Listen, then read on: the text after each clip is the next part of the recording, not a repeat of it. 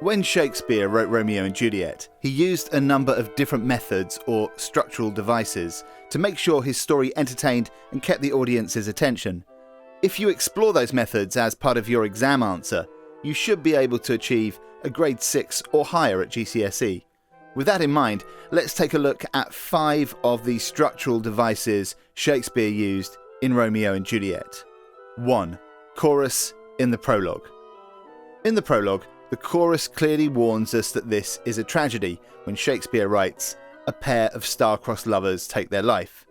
The chorus is a device that was first used by ancient Greek playwrights to guide the audience's response. In Romeo and Juliet, we're told from the beginning that the couple will kill themselves. While you might think that's just a massive spoiler, Shakespeare's using the device to let us know we're going to be watching a story of pain, conflict, and death, so that we're implicitly involved in the couple's doomed relationship from the outset. 2. Opposites and contrasts.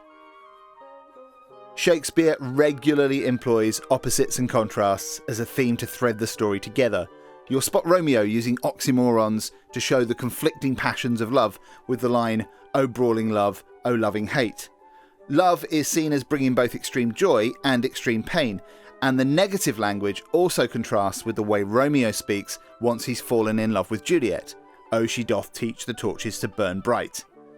Shakespeare is showing us how love can reconcile opposing forces. This theme of contrasts is constantly revisited throughout the play. Look out for light versus dark, love versus hate, and peace versus violence. 3. Dramatic irony.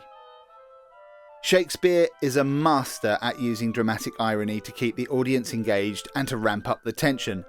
In Act 3, Tybalt insults Romeo, calling him a villain. Instead of responding angrily, Romeo tries to calm Tybalt by telling him, "There's a reason that I have to love thee." The audience understands that Romeo does indeed have an extremely good reason not to fight with Tybalt. We've just witnessed the wedding of Romeo with Juliet, Tybalt's cousin.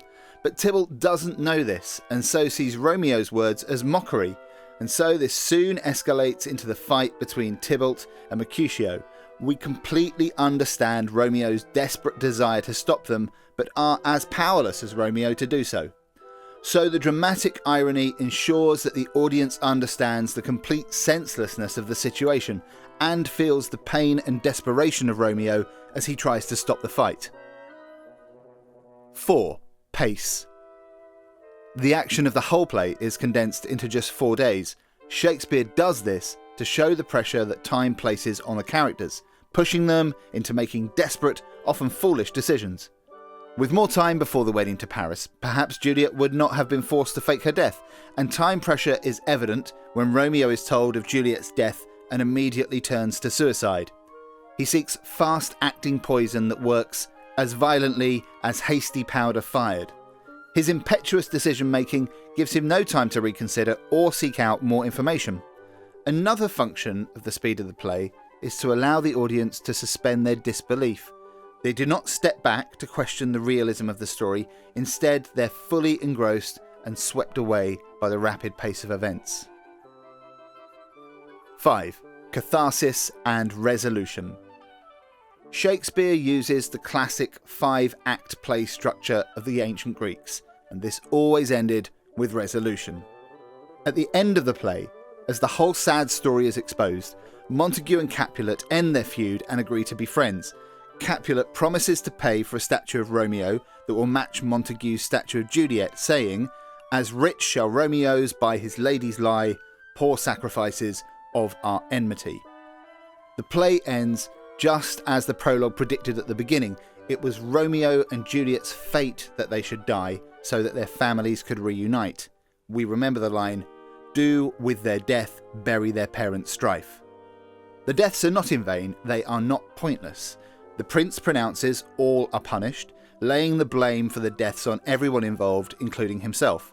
There is a sense of responsibility and, in that, also closure at the end of the play. The audience is reassured that lessons will be learned from the tragic deaths. The audience watch the tragedy inevitably unfold until the conflict is laid to rest along with the lovers. With this, the audience feels a sense of catharsis, the purging or release of strong emotions, as peace is restored to Verona. Exploring the text in this way at GCSE is really going to help you score extra marks, and you can get more tips like this about ways to boost your exam grades by following the links in the description below.